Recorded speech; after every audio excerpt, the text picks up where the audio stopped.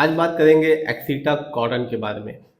Company ने announce किया है कि कंपनी 13 फैब 2026 को अपने शेयर होल्डर्स को बोनस शेयर देने वाली है और ऐसा कंपनी पांचवी बार करने वाली है।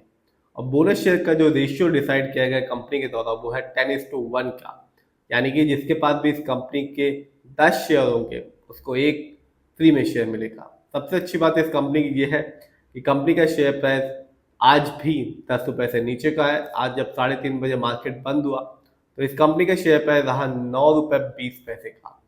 ये वीडियो सिर्फ एजुकेशनल पर्पज है, ना हम कोई भी स्टॉक खरीदने की सलाह देते हो ना ही बेचने की। तो बात आज करेंगे एक्सीटा कॉटन के बारे में। कंपनी 2013 में बनी और कंपनी जैसा कि नाम से पता चलता है कंपनी मैन्युफैक्चरिंग बिजनेस में है कॉटन के। और 3:30 बजे जब मार्केट बंद हुआ तो इस कंपनी का शेयर प्राइस रहा 9 रुपए 20 पैसे का।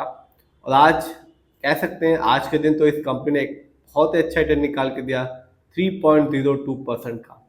लेकिन अपना पैसा लगाने से पहले किसी भी कंपनी के लॉन्ग टर्म रिटर्न को जरूर देखें, एटलीस्ट 1 साल 3 साल 5 साल तक के, कम से कम 1 साल तक का रिटर्न तो जरूर देखें, तभी किसी भी कंपनी में अपना पैसा लगाएं।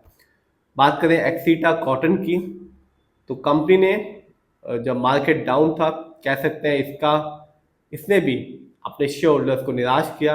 इस कंपनी के शेयर में गिरावट रही 17.99% की, यानी आज से ठीक 1 साल पहले एक्सीटा कॉटन का शेयर प्राइस मिल रहा था 10 रुपए 70 पैसे का, जो आज के दिन है 9 रुपए 20 पैसे का। तो जिसने भी सोचा होगा कि एक अच्छा अमाउंट लगाऊंगा और होप करूंगा कि कंपनी 1 साल के बाद अपने शेयर होल्डर्स को एक बेहतरीन रिटर्न निकाल के देगी, तो ऐसा ना तो इस कंपनी ने किया और ना ही शेयर मार्केट ने ऐसा सपोर्ट किया जिसकी वजह से ये कंपनी अपने शेयर होल्डर्स को एक बेहतरीन रिटर्न निकाल के दे पाती 1 साल में। हाईएस्ट शेयर प्राइस की बात करूं तो 1 साल में इस कंपनी का जो हाईएस्ट शेयर प्राइस गया वो रहा 13 रुपीज 42 पैसे का, जबकि लोएस्ट शेयर प्राइस आया 1 साल में 7 रुपीज 99 पैसे का। अभी जो लेटेस्ट न्यूज़ है एक्सीटा कॉटन के बारे में वो यही है कि कंपनी आने वाली 13 फैब 2026 को अपने शेयर होल्डर्स को बोनस शेयर देने वाली है 10:1 के रेशियो में, यानी कि जिसके पास भी इस कंपनी के 10 शेयर होंगे उसको कंपनी एक फ्री में शेयर देगी। फंडामेंटल्स को देखते हैं तो जो कंपनी पेनी स्टॉक तो है ही है और कंपनी का जो मार्केट कैप है वो है 311 करोड़ का। स्मॉल कैप की कंपनी है क्योंकि मार्केट कैप 5,000 करोड़ के नीचे का है।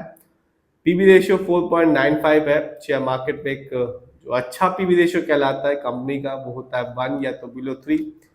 इंडस्ट्री पी 3.73 है, 30.73 है, बहुत ठीक ठाक है इस कंपनी का इंडस्ट्री पी, क्योंकि शेयर मार्केट में एक अच्छा इंडस्ट्री पी होता है 20 से लेकर 25 के बीच में। ये बताता है कि कंपनी का जो स्टॉक है मार्केट में कैसा परफॉर्म कर रहा है।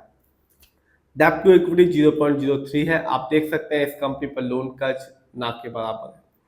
आरओई 0.55% है, बहुत ही कम है, बहुत ही कम है, क्योंकि शेयर मार्केट में एक अच्छा आरओई कहलाता है 15% से लेकर 20% के बीच में। आरओई बहुत इंपॉर्टेंट चीज होती है और जब भी आप किसी कंपनी के फंडामेंटल्स को देखें तो आरओई जरूर देखें, क्योंकि ये बताता है कंपनी किस ढंग से शेयर होल्डर्स के पैसे को इस्तेमाल कर रही है। ये सही से करती है तो यदि आरओई बढ़ा हुआ होता है तो ये बताता है कि कंपनी शेयर होल्डर्स के पैसे को सही से इस्तेमाल कर रही है और आगे चल के एक अच्छा बेनिफिट देखने को मिलेगा।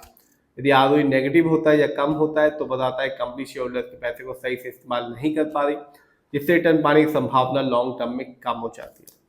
इस कंपनी का ईपीएस बहुत ही बेकार है, -0.04 है, क्योंकि शेयर मार्केट में एक अच्छा ईपीएस होता है 80 और उससे ज़्यादा। ईपीएस ये बताता है कंपनी ने लास्ट 12 महीने में कितना कमाया, और मेरे हिसाब से इस कंपनी का जो ईपीएस है वो ये बता रहा है कि कंपनी ने कुछ भी नहीं कमाया। नजर डालते हैं इस कंपनी के फाइनेंशियल कंडीशन पे। तो कंपनी का जो दिसंबर क्वार्टर का जो रेवेन्यू रहा वो था 90 करोड़, जबकि 2025 में इस कंपनी ने ईयरली रेवेन्यू के मामले में कमाया 654 करोड़ का। प्रॉफिट को देखो तो कंपनी का क्वार्टरली प्रॉफिट रहा 3 करोड़ का, जबकि 2025 में इस कंपनी ने ईयरली प्रॉफिट के मामले में कमाया 0.79 करोड़। नेटवर्थ, कंपनी का नेटवर्थ 2025 में रहा 62 करोड़ का। नजर डालते हैं इस कंपनी के शेयर होल्डिंग पैटर्न पे, तो साफ है रिटेलर्स यानी कि हम लोग का पैसा इस कंपनी में सबसे ज्यादा लगा हुआ है 53.06% का, जबकि प्रमोटर की होल्डिंग है 41.92% की, जबकि एफआईआई की होल्डिंग है 5.01% की। तो कंपनी का मेरे हिसाब से फंडामेंटल तो उतना स्ट्रांग नहीं है और ना ही फाइनेंशियल उतना स्ट्रांग है, और शेयर होल्डिंग पैटर्न भी ये बताता है कि जो ज़्यादा पैसा लगा हुआ है वो रिटेलर्स का लगा हुआ है यानी कि हम लोग का लगा हुआ है। सबसे अच्छी बात इस कंपनी की यही है कि कंपनी का शेयर पर 10 रुपये से नीचे का है, लेकिन लॉन्ग टर्म में कंपनी उतना रिटर्न निकाल के नहीं दे रही। एक साल में कंपनी ने अपने शेयर होल्डर्स को लॉस दिया है। बस एक अच्छी बात इस कंपनी की यही है, पेनी स्टॉक है और 10 रुपये से नीचे का मिल रहा है। फिर भी आप जिस भी कंपनी के शेयर को खरीदें खुद रिसर्च करें, एनालाइज करें, अपने फाइनेंशियल एडवाइजर की राय लें, तभी अपने पैसे को शेयर मार्केट में लगाएं।